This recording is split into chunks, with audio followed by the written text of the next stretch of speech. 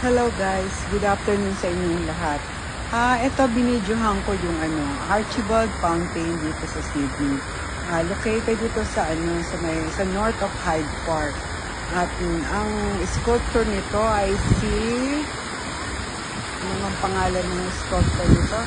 Si French sculptor Francis Sicard. Ayan, that it commemorates the association between Australia and France in World War I.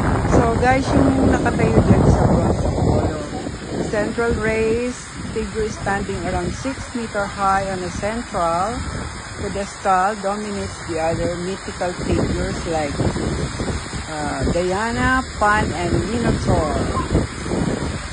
So, yung behind Apollo, a large arc of figure, Pine spray, represent the rising sun and accentuate his dominant position.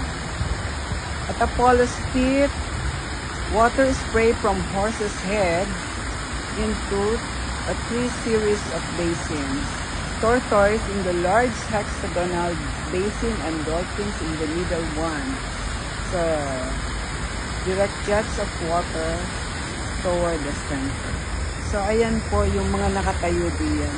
And guys, hanggang dito na lang and thank you for watching.